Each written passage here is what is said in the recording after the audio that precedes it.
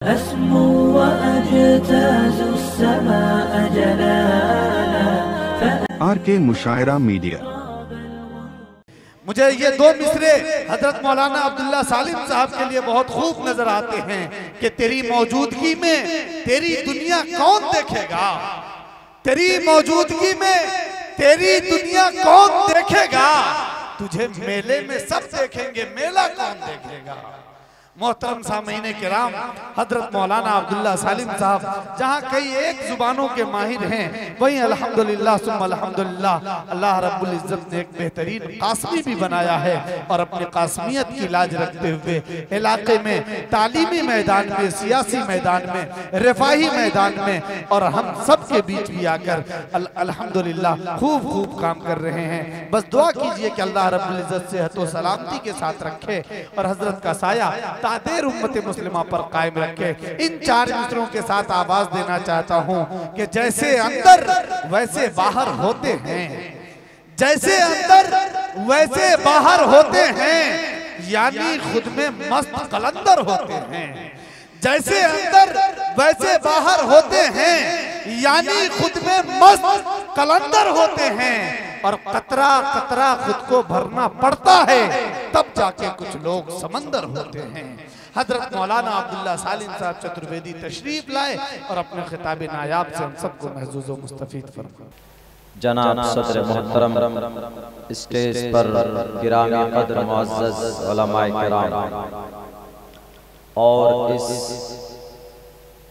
जलसे सीरतुन नबी इस्लाह मुआशरा के बैनुल तले जमा होने वाले हमारे दीनी ईमानी भाइयों, अपने घरों में बैठकर पर्दे में बैठकर इस जलसे को सुनने वाली हमारे समाज की इज्जतदार माँ और बहनों,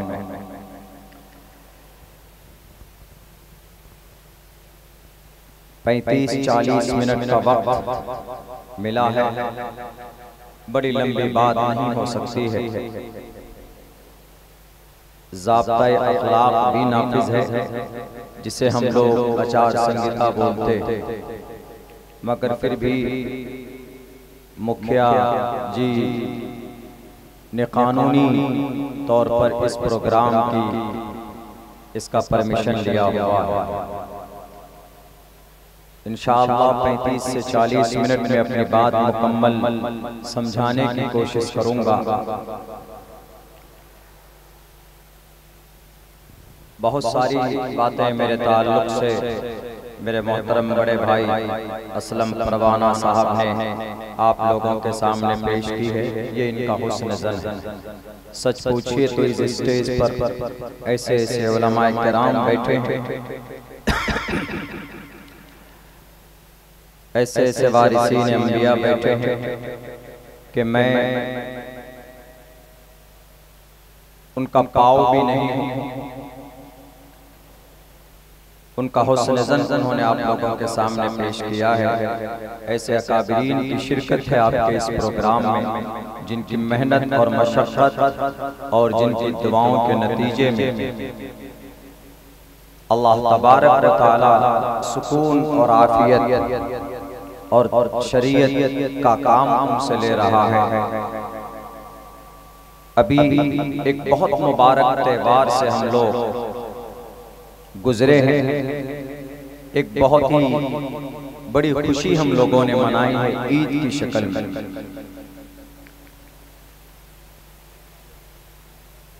त्योहार और ये ईद का दिन इस्लामी कैलेंडर में अल्लाह तबारक व तआला की तरफ से ये दिन खुशी का हमें अता किया गया है। कोई भी त्योहार हो, किसी भी त्योहार में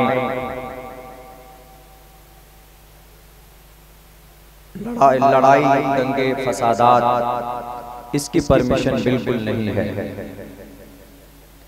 और अल्हम्दुलिल्लाह दुनिया गवाह है, पूरे अमन के साथ सुकून के साथ हम लोगों ने अपने ईद की खुशी मनाई है।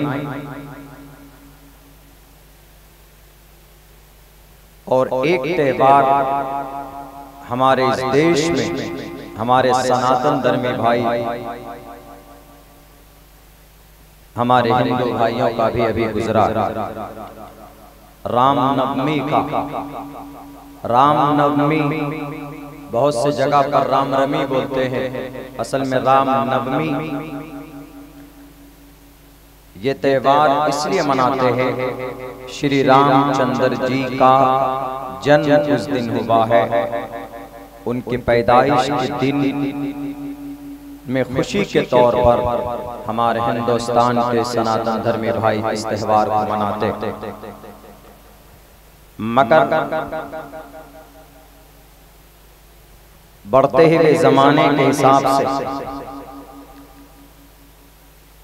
त्योहारों में बड़ी तब्दीलियां आती जा रही है।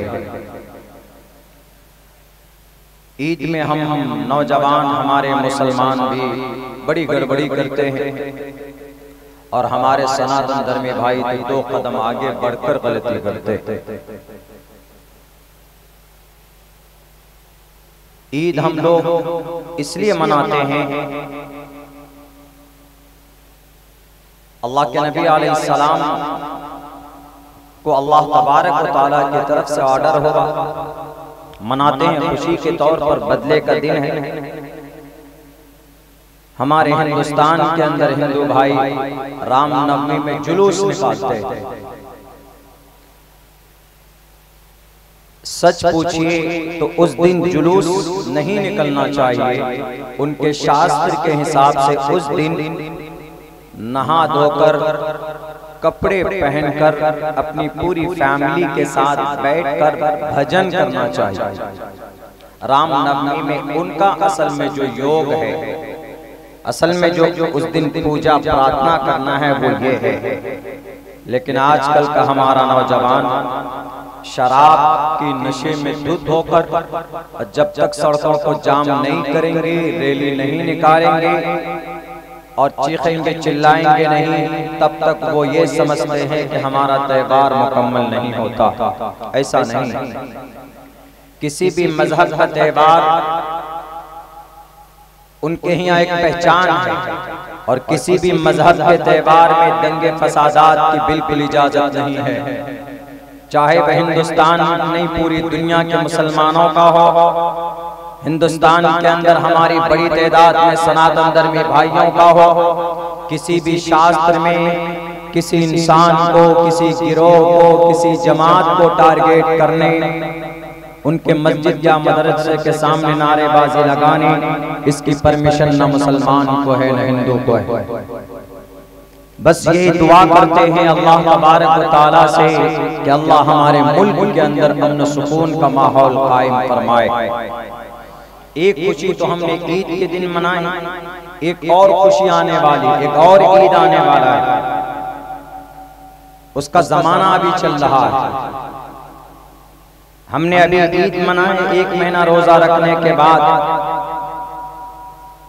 लेकिन अब वो तो मजहबी त्योहार था हम लोगों का, लेकिन अब जो ईद मनाएंगे वो जमहूरी ईद मनाएंगे, वो कानूनी ईद मनाएंगे, वो मुल्की ईद मनाने का दिन है और वो पूरे 1.5 महीने तक उसका जमाना चलता है। और इसमें आपको क्या करना है, जैसे ईद के दिन हम लोग खुश होते हैं, नए कपड़े पहनते हैं, गुस्ल वगैरह करके, खुशबू वगैरह लगाकर ईदगाह जाते हैं, नमाज अदा करते हैं, उसके बाद फिर दुआ और खुतबा सुनने के बाद वहां से लौटते हैं, पूरे दिन खुशी मनाते हैं। ये जो जमहूरी ईद है, इस दिन भी हम सबको खुशी मनाना है और सबसे बड़ा काम ये करना है, उस दिन कोई काम मत कीजिए, बल्कि उस दिन आपके लिए सबसे बड़ा काम यह है कि आप उस दिन अपनी शहादत का इस्तेमाल कीजिए। हर इंसान, हर एक इंसान को, सिर्फ मुसलमानों को नहीं, हमारे मुसलमानों को तो खुसूसी तौर पर उस दिन और कोई काम नहीं, कोई भी बंदा नहीं छूटना चाहिए, बल्कि आपको जाना चाहिए आपके स्टेशन पर और वहां पर जाकर अपनी शहादत का इजहार कीजिए और दुआ के साथ कि अल्लाह तबारक व तआला इस हमारे इस धरती को, हमारे इस मुल्क को अल्लाह तबारक व तआला ऐसे लोगों का इंतखाब फरमाए कि जो हमारे इस मुल्क के लिए आफियत का और खैर का जरिया बनाए, उसको तरक्की दे। ये ईद हम लोगों को मनानी है और ये जमहूरी ईद। ऐसा नहीं कि आप अगर नहीं मनाएंगे तो आप गुनहगार होंगे, लेकिन मनाना चाहिए हालात के एतबार से जरूरी है मेरे भाइयों, वरना हमारे अमल इतने बुरे होते चले जा रहे हैं, इतने खराब होते चले जा रहे हैं कि आज हमारी बड़ी बड़ी मस्जिदें जालिमों के नरगे में हैं।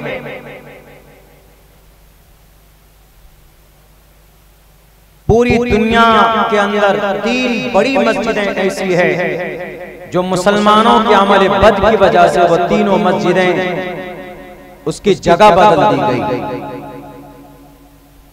सबसे बड़ी मस्जिद कुर्तबा की ले लीजिए, स्क्वायर फीट के एतबार से, तारीखी एतबार से मस्जिद अक्सा है। मस्जिद अक्सा भी 1960 से लेकर आज तक यहूदियों के कब्जे में। कुर्तबा की जामे मस्जिद स्पेन के अंदर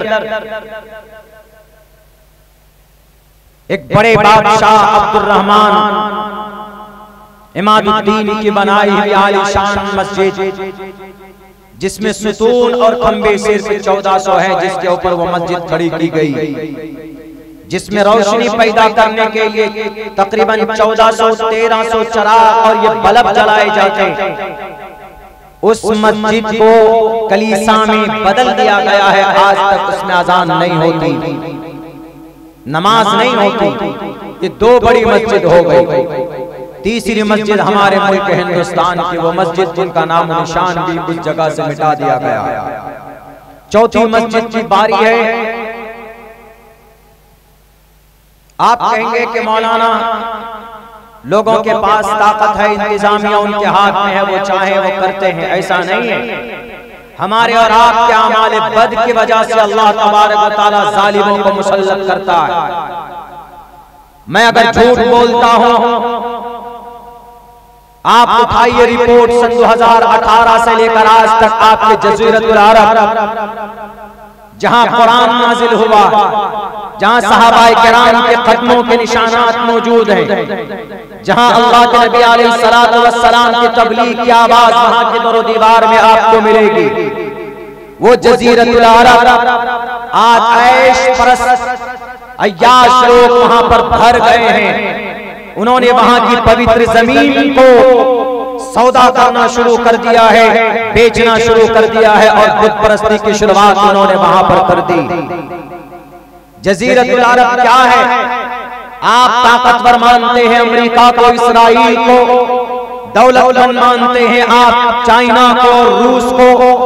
दुनिया के अंदर जज़ीरतुल अरब से ज्यादा अल्लाह तबारक व तआला ने दौलत दुनिया के किसी भी मुल्क के अंदर नहीं रखी।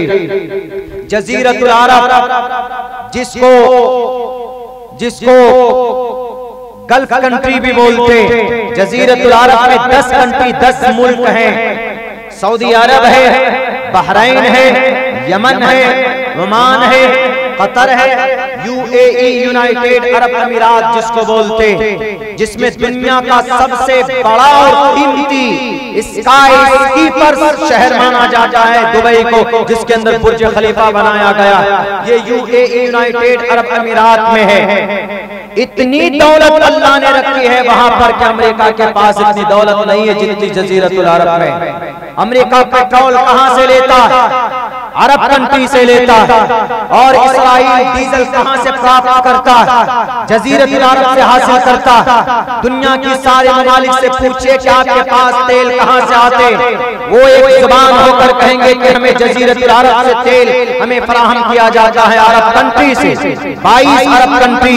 अल्लाह ने इतनी दौलत दी है कि अगर सिर्फ यूनाइटेड अरब अमीरात ने दावा किया था, अगर पूरी दुनिया के अंदर क्राइसिस आ जाए, अगर पूरी दुनिया में भूखमरी हो, तो मैं तने तनहा अरब अमीरात, यूनाइटेड अरब अमीरात 10 दिन तक दुनिया को बिठाकर मैं खिला सकता हूं। अल्लाह ने इतनी दौलत दी है उनको। लेकिन पता है कितनी बड़ी बड़ी गलती कर रहे हैं ये, इनका अमल कितना गंदा है। बोलो, दुनिया की सबसे मुक़द्दस तरीन जगह जज़ीरतुल अरब। अल्लाह के नबी ने 23 साल के लंबे अरसे में कई हजार सहाबाए किराम के खून को पानी की तरफ बहा कर जाकर इस्लाम ला इलाहा इल्लल्लाह की बुनियाद डाली गई थी। बातिल के बाद इस आयत के नाज़िल होने के बाद 360 बुतों को नबी ने मक्कतुल मुकर्रमा शहर मक्का से वहां से खत्म किया था। लेकिन इन नालायक हंजारों के अय्याशी की वजह से ये डॉलर की गुलामी करने वाले जितने भी बादशाह हैं उनमें खुसूसन नाम लेकर बोलूंगा मैं मोहम्मद बिन ज़ैद अल नहयानी, जो यूनाइटेड अरब अमीरात का आज बादशाह है। उसने 27 एकड़ जमीन दी एक जालिम बादशाह को। 27 एकड़ जमीन 1,10,000 स्क्वायर फीट। दुनिया के सबसे कीमती शहर अबू धाबी के अंदर कल्बे शहर है। हमारे भारत का कैपिटल कौन है? कौन सा शहर है? दिल्ली। दिल्ली के अंदर अगर 20 शहर में आपको 1,27 एकड़ जमीन मिल जाए तो आप क्या कहेंगे कि अब तो मैं चांद पर पहुंच जाऊंगा। 27 एकड़ जमीन दी गई है भारत के प्राइम मिनिस्टर को मोहम्मद बिन ज़ैद अल नहयानी ने। पैसों में नहीं, फ्री में लेके जाइए। I decided and we decided to give in this land। किस लिए? मस्जिद के लिए, मदरसे के लिए नहीं, मंदिर बनाने के लिए। और मंदिर बना भी मैंने 18 के अंदर में जब बात कही थी लोगों के सामने में, तो हमारे इस मुल्क के अंदर अहले हदीस मज़हब फिक्र के साथियों को बड़ी तकलीफ पहुंची थी। तो मेरे खिलाफ उन्होंने बायकाट का ऐलान किया था कि अब्दुल्ला झूठ बोलता है। मैंने कहा कि वक्त आएगा, अल्लाह तुम्हें जरूर बताएगा।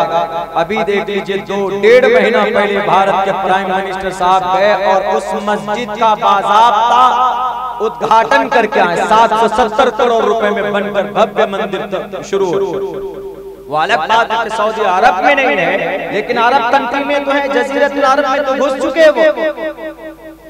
जिस काम के लिए हमारे नबी का खून बहा था, जिस चीज को, जिस बुराई को खत्म करने के लिए बीबी सुमैया के जिस्म के 2 टुकड़े किए गए थे, और जिस काम की तबलीग के लिए हजरत बिलाल हाबशी के जिस्म में सुराख कर दिया गया था, और जिस काम की वजह से खब्बाब बिन अरत को अंगारों में लिटाकर भून दिया गया था, वो खब्बाब बिन अरत एक मरतबा उमर फारूक ने कहा कि खब्बाब जरा बताओ कि इस्लाम की तबलीग के लिए, बुत शिकन के लिए, बुत को खत्म करने के लिए और तौहीद परस्ती के लिए सबसे ज्यादा तकलीफें किसको पहुंची? जरा मुझे बताओ ताकि मैं उसको इस कुर्सी पर बिठाऊं जिस पर मैं बैठता हूं। हजरत खब्बाब बिन अरत ने कहा कि अमीरुल मोमिनीन आपसे बेहतर कौन बता सकता? उन्होंने कहा कि मेरे नजर में बिलाल हाबशी से ज्यादा तकलीफ किसी को नहीं दी गई है। बुत परस्ती के खिलाफ यानी तौहीद परस्ती, वहदानियत पर, वहदानियत की वजह से अगर सबसे ज्यादा तकलीफ किसी सहाबी रसूल को दी गई है तो बिलाल हाबशी रज़ियल्लाहु ताला अन्हु को दी गई। उन्होंने कहा कि अमीरुल मोमिनीन आप गलत है, आपका नॉलेज गलत है। बिलाल हाबशी को कोई तकलीफ नहीं दी। जब उनको तकलीफ दी जाती थी तो उनको, उनकी तकलीफ को देखकर उनको आजाद करने वाली शख्सियत अबू बकर सिद्दीक रज़ियल्लाहु ताला आज भी हजरत अबू बकर सिद्दीक रज़ियल्लाहु ताला अन्हु के साथ मौजूद थी उस जमाने में। लेकिन मैं इतना गरीब था, मैं इतना कमजोर था, मैं इतना बेबस था कि जब कुफ्फार मुझे अंगारों पर लिटाते थे मैं चीखता चिल्लाता था और अंगारे नहीं बुझते थे, लेकिन मेरे पीठ से निकलने वाली चर्बियों से वो आग बुझ जाती थी, तब जाकर वो लोग शांत होते थे। उमर फारूक अगर आपको यकीन न हो, मेरे पीठ के कपड़े उठाकर आप देखें। उमर फारूक ने जब पीठ से कपड़े उठा करके देखा तो उमर फारूक की चीख निकल गई थी, इसलिए कि पीठ पर गोश्त नजर नहीं आ रहा था, नहीं आ रही थी, नहीं गोश्त नहीं था बल्कि हड्डियां नजर आ रही थी। यानी इतनी तकलीफें देकर जिस दीन की प्योरिटी को सहाबाए किराम ने लोगों के सामने पेश किया हो, आज पैसों के नशे में धुत होकर मोहम्मद बिन ज़ैद अल नहयानी तुमने सहाबाए किराम की कुर्बानियों का मजाक उड़ाया। याद रखो अल्लाह का अज़ाब आएगा और आया।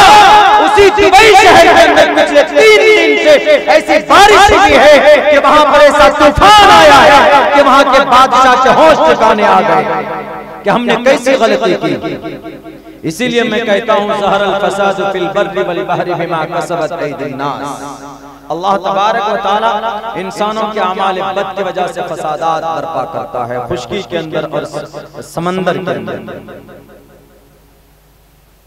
हमारी मस्जिद अक्सा भी चली गई, वो भी हमें जिम्मेदार है। इस देश के अंदर भी हमारी मस्जिदें चली, एक मस्जिद चली गई, हम जिम्मेदार। आपको बहुत पुरानी बात, बहुत अंदर की बात बता रहा। आप कहेंगे कि नहीं जनाब, हमारे अदालत आलिया का फैसला था, अदालत आलिया का फैसला था। आप फरीक सानी से पूछिए कि ये फैसला वहां का था कि ये फैसला हमारे लोगों का था।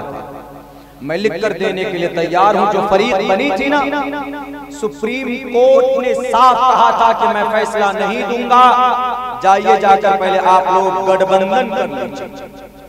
और जो वहां पर थे पिटीशन देने वाले, जो केस लड़ रहे थे, किसी न किसी शक्ल में पहले उनको एग्री किया गया, उनको राजी किया गया। अंदर खाने पूरी डीलिंग हो गई है कि सर आप कीजिए और हम स्टेटमेंट यही देंगे कि अदालत आलिया का जो फैसला होगा हम कबूल करेंगे। अंदर खाने सब सारी सेटिंग हो गई थी जनाब। बैरकैफ अल्लाह, कम से कम हम लोगों को हमारे अमाल की वजह से इस्लाम शरीयत का कोई मसला ऐसा नहीं होना चाहिए जिसके मस में या जिसको खत्म करने में, जिसको पामाल करने में हमारा अमल अगर जिम्मेदार बनता है तो हमारी ऐसी जिंदगी के ऊपर लानत है। अल्लाह ने शरीयत के लिए हमें बनाया, अल्लाह ने शरीयत पर अमल करने के लिए हमें बनाया। हमारे लिए ऐसा नहीं है कि अगर हम नहीं रहेंगे तो शरीयत की वजह से वमा खलक़ुल जिन्न वल इंसा इल्ला लियअबुदून, आपको इबादत के लिए पैदा किया। आप नहीं रहोगे तो अल्लाह तबारक व तआला की शरीयत फिर भी बाकी रहेगी। आप नहीं नमाज पढ़ोगे, अल्लाह किसी और से पढ़वा लेगा।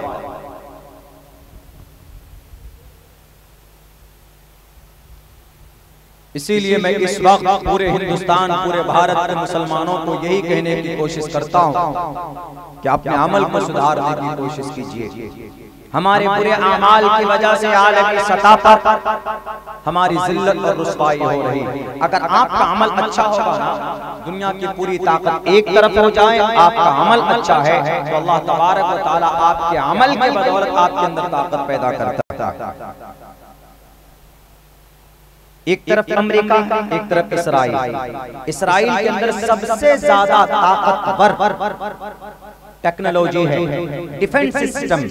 अगर कोई पत्थर मारना है तो उस पत्थर को सर पर लगने से पहले कैसे रोकना है, तो ये डिफेंस सिस्टम सिर्फ इसराइल के पास है, जिसको आयरन डोम बोलते। अगर आपने रॉकेट छोड़ी, मिसाइल, टारगेटेड मिसाइल सबसे खतरनाक होता। टारगेटेड मिसाइल आपको टारगेट करके लॉक कर दिया गया, मिसाइल छोड़ दिया गया, आप अगर किसी बिल में घुसेंगे तो मिसाइल वहां पर जाएगा आपके पीछे। उसको टारगेटेड मिसाइल बोलते हैं। इस देश के अंदर टारगेटेड मिसाइल अगर किसी ने बना करके दिया, बताओ शख्स का नाम क्या? डॉक्टर APJ अब्दुल कलाम नाम, जिसने टारगेटेड मिसाइल बना करके हिंदुस्तान को, भारत को दिया। तो आयरन डोम मिसाइल को हवा में खत्म करना, ये सिस्टम सिर्फ इसराइल के पास, अमेरिका के पास नहीं है। लेकिन इसराइल के इस डिफेंस सिस्टम को, इसराइल इतनी ताकतवर है हथियार के एतबार से, वेपन के एतबार से, उसको भी उसके नाक में दम करने वाली जमात किनकी पता? हुफ़ाज़ किराम की जमात है। 3000 हाफिज़े कुरान है जिन्होंने उनके डिफेंस सिस्टम को घुटने पर लाकर रख दिया।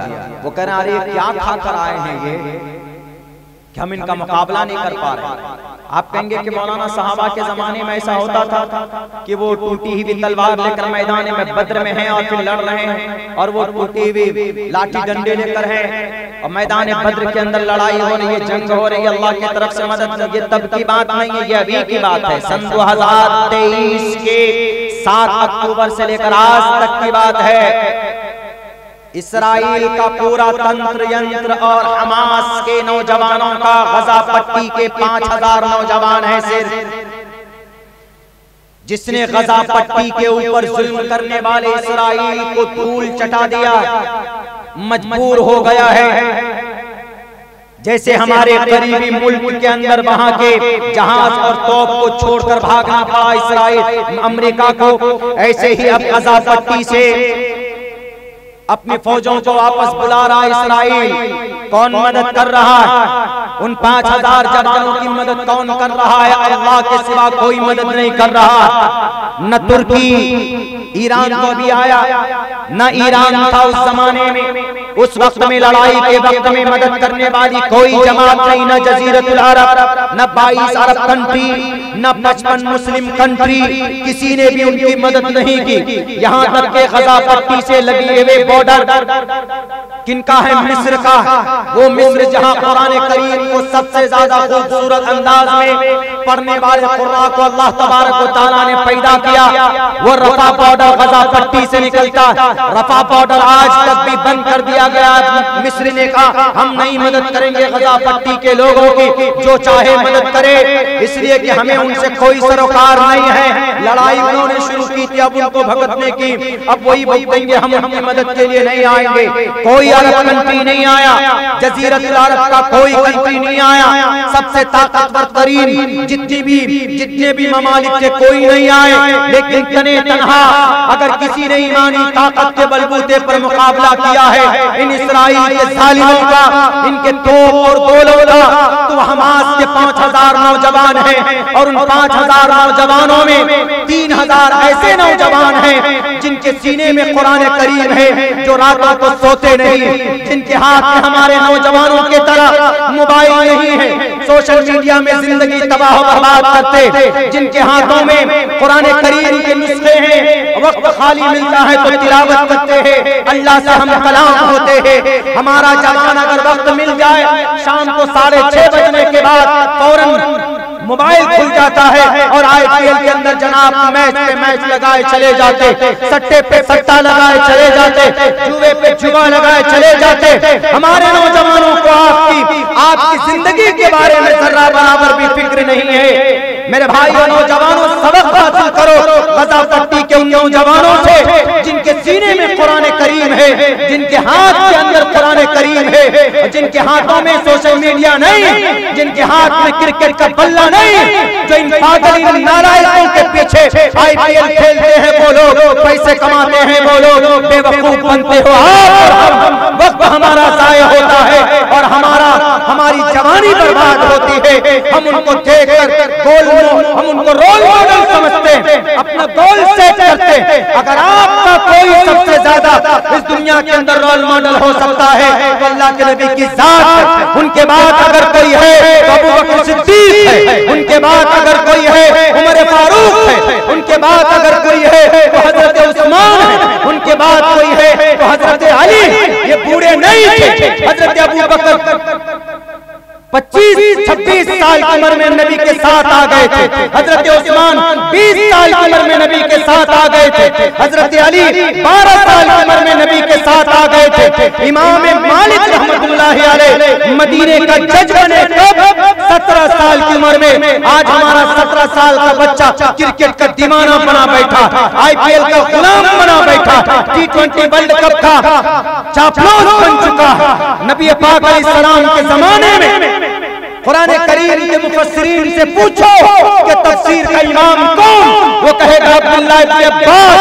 पूछो उम्र कितनी होगी? सिर्फ 16 साल की उम्र में हजरत अब्दुल्ला इब्न अब्बास तफसीर के इमाम बन गए थे। इस उम्मत का फिरौन अबू जहल का खात्मा किसी ने किया तो किसी बूढ़े ने नहीं किया, बल्कि 13 और 14 साल का नौजवान मुआज़ बिन मुअव्विज़ ने किया। इसीलिए मैं कहता हूँ नौजवानों, आपकी जवानी के ऊपर लानत है अगर आपकी जवानी में नमाज ना हो, अगर आपकी नौजवानी के अकादमी की सुन्नत न हो, अगर आज के इस बढ़ते हुए जालिमों के लोगों के सामने आज की जुबान में अगर हक के लिए आवाज ना हो, तो आपकी जवानी के ऊपर, आपकी जिंदगी के ऊपर फिर लानत होनी चाहिए। ये वक्त है तब्दीली का, जुल्म के खिलाफ आवाज बुलंद करने का, अल्लाह के साथ लो लगाने का। हम नहीं कहते हैं कि नौजवानों आप शर्ट और पैंट मत पहनिए, शर्ट पैंट पहनिए, सलमान खान शाहरुख खान को देखकर मत पहनिए, बल्कि उसको ढीले रख कर as a uniform, as a लिबास पहनिए। वो लिबास तकवा, तकवे के लिबास इख्तियार कीजिए, जो सफेद हमारे उलमा किराम जो पहने हुए हैं इनको इस्तेमाल कीजिए। लेकिन दिमाग एक्सेप्ट नहीं करता है तो आप पैंट ही पहनिए, आप शर्ट ही पहन कर रहिए, बहुत फिटिंग नहीं कि आप बैठे तो बैठाना जा, लेकिन नमाज पढ़, नमाज का आदी बनिए, रोजे रखिए। अभी मैं रमजान में 3 प्रोग्राम हुए मेरे महाराष्ट्र में, मैं गया हूँ, तीनों जगह के अंदर सर्वे ने ये बताया, वहाँ के मिंबरान ने, बस मेरा वक्त पूरा होने वाला है, वहाँ के मिंबरान ने ये कहा कि मौलाना जरा नौजवानों के ताल्लुक से बात कीजिएगा। हमने कहा क्यों? उन्होंने ये कहा कि 65% नौजवान ऐसे हैं मौलाना जो रोजा नहीं रख रहे। बताइए, 65% नौजवान, उनसे जब पूछा जाता है कि भाई रोजा क्यों नहीं रख रहे हो, रोजा रखो ना, वो क्या कहते हैं? नहीं, रोजा रखूंगा तो नहीं होता हमसे, रोजा नहीं, हम पूरे दिन भूखे नहीं रह सकते, कमजोरी आ जाएगी। बाज नौजवान बोलते नहीं, जब 30 दिन नहीं खाएंगे तो कमजोरी आ जाएगी, मर जाएंगे। आज तक तारीख के पन्ने उलट कर देखिए, 1449 साल से 1 महीने का रोजा रखा जाता है, कोई रोजे की वजह से मरा है क्या? कोई नहीं मरा। बल्कि रोजा क्यों रखा जाता है, अहादीस पढ़िए, आपको बताते हैं। इसके अंदर तो साफ अल्लाह ने कुरान में भी बयान किया है, लअल्लकुम तत्तकून, तकवा पैदा होने के लिए। लेकिन एक दुनियावी चीज आपको बताऊं मैं, दुनिया में बहुत ज्यादा आम है, दुनियावी नहीं है, दीन से रिलेटेड है। अगर आपके अंदर सेक्स की क्वालिटी बढ़ जाए, सेक्स डिजायर जिसको बोलते हैं, सेक्स समझते हैं, SEX सेक्स सभी समझते हैं। आजकल का बच्चा हाथ में मोबाइल आते ही बालिग हो जाता है, 14 साल का इंतजार नहीं करते बल्कि 10 साल में भी बालिग हो जाते हैं, और फिर अम्मी को जाके औलाद लाते हैं कि हमको शादी करा दो। तो इसलिए सेक्स समझाने की जरूरत है। सेक्स का इलाज क्या है? अगर किसी को बहुत ज्यादा सेक्स डिजायर आ जाए, आप डॉक्टर के पास जाते कि भाई हमको दवाई दीजिए ताकि ये चीज, मेरी ये ख्वाहिश कम हो जाए। दुनिया के अंदर ऐसी कोई दवाई बनी नहीं जो सेक्स डिजायर को कम करे, नहीं बनी। अगर इसका इलाज किसी में रखा है अल्लाह तबारक व तआला ने, तो रोजे में रखा। हदीस पढ़िए, अगर आपके अंदर वसअत है तो आप शादी कीजिए, शादी के जरिए जायज तरीके से आप अपनी ख्वाहिश को मुकम्मल कीजिए, आप अपने इस बशरी तकाजे को अपनी बीवी के साथ में मुकम्मल कीजिए, किसी और के साथ में, गर्लफ्रेंड के साथ में नहीं। ये जो गर्लफ्रेंड के साथ में जायज रिश्ता बना दिया, कानूनी रिश्ता, ये बेवकूफ। एक उत्तर प्रदेश, उत्तराखंड के एक चीफ मिनिस्टर साहब UCC लाकर, यूनिफॉर्म सिविल कोड लाकर, यानी पहले जमाने में तो ऐसा होता था, पहले जमाने में क्या भी था कि भाई लड़की लड़का दोस्त, जिसको बॉयफ्रेंड गर्लफ्रेंड बोलते हैं, हजारों लैंग्वेज यही है लोकल जुबान में, कि बॉयफ्रेंड गर्लफ्रेंड का रिश्ता आते ही समझ में आ जाता था, लड़की दोस्त लड़का दोस्त दोनों आपस में ये नाजायज समझते थे। लेकिन अब बाज़ाब्ता तौर पर यूनिफॉर्म सिविल कोड के अंदर में इसको जायज करार दिया गया कि अगर कोई जवान लड़का कोई जवान लड़की हेलो हाउ आर यू करके दोस्ती कर ले और कहीं किसी शहर में जाकर फ्लैट में रहने लगे दोनों मिलकर, दोनों लड़की लड़का, सिर्फ एक फॉर्म फिलअप करना, एक फॉर्म भरना है कि भाई हम दोनों मिलकर रहना चाहते हैं, we live with each other in live in relation में रहना चाहते हैं, 1 साल रहो, 2 साल रहो, 3 साल रहो, इसको कानूनी शक्ल दी है चीफ मिनिस्टर साहब ने उत्तराखंड के। क्या आप समझ सकते हैं इससे कितना खतरनाक, कितनी खतरनाक बुराई, बीमारी पैदा हो सकती है समाज में। कोई भी अपनी जवान बेटी के बारे में सुनना गवारा करेगा कि उसकी बेटी किसी जवान लड़के के साथ किसी लॉज में, किसी फ्लैट में रहती है, हस्बैंड वाइफ की तरह, लेकिन हस्बैंड वाइफ है नहीं, वो शादी नहीं, निकाह नहीं, कुछ नहीं। लेकिन कानून ऐसा बनाया गया इन जालिमों के जरिए से, उसको कानूनी शक्ल दी गई। लात मारता हूं 100 मरतबा लात मारूंगा पुष्करधामी साहब। सोसाइटी के विरोध आपने ये कानून बनाया है, इनकार करता हूं आपके इस कानून को।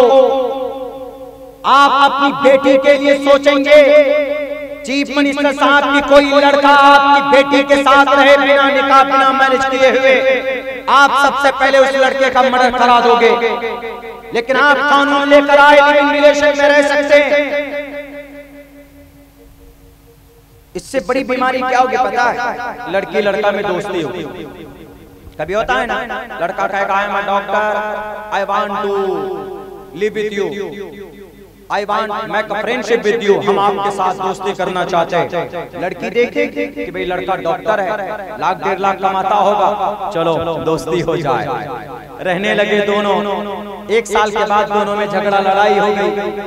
दोनों की लड़ाई की वजह से लड़की को कोई और अच्छा लड़का मिल गया, MBBS MD डॉक्टर मिल गया, PhD करने वाला कोई मिल गया, डॉक्टर ऑफ फिलॉसफी। तो लड़की कहती चलो कम से कम ये अच्छा मिला, पहले से पहले तो खूसट है, नालायक है, 1 लाख रुपए कमाता, कभी कुछ ला के देता नहीं, चलो अब दूसरा अच्छा मिला है, डॉक्टर है, इंजीनियर है, पायलट है, इसके साथ दोस्ती करो। तो पता उसको क्या करना है? UCC कानून के तहत उस एप्लीकेशन को इनकार कर देना है, यानी सिर्फ ये लिख कर देना है कि आज से हम ब्रेकअप कर रहे हैं पहले वाले के साथ। ब्रेकअप मतलब समझे, यानी आज से हम लात मार रहे हैं, छोड़ दिया, चल। ये मतलब ब्रेकअप का होता। कोई कानून, कोई प्रक्रिया नहीं, बस सिर्फ लिख कर ये देना है कि हम इसको छोड़ रहे हैं, दूसरे के साथ हम रिश्ता बना रहे हैं। लेकिन पहला वाला लड़का जो है वो दिल से बेचारा चाहता था, उनके नजर में उसने ये फैसला भी कर लिया था कि हम निकाह करेंगे, हम बच्चे पैदा करेंगे, हम ये करेंगे, हम आसमान पे जाएंगे, हम आसमान पे चढ़कर चांद पर चले जाएंगे, तुम्हारे लिए तारे तोड़ कर लाएंगे। लेकिन यहाँ मोहतरमा तो किसी और के साथ चली गई। तो पता है फिर क्या होगा? पहला वाला लड़का ये कहेगा कि जब तुम मेरी नहीं हुई तो किसी और की भी तुमको नहीं होने दूंगा मैं।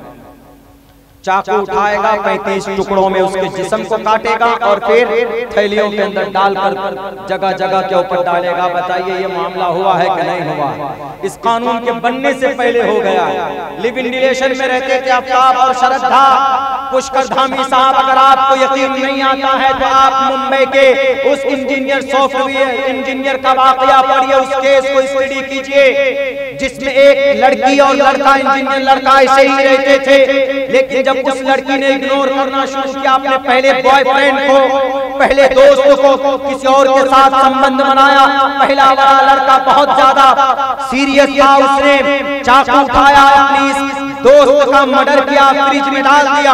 हर दिन रात को 250 ग्राम गोश्त निकालता था, प्रेशर कुकर में डालकर खाता था, उबाल कर। बताइए ये मुंबई के अंदर ये वाकया हुआ कि नहीं हुआ?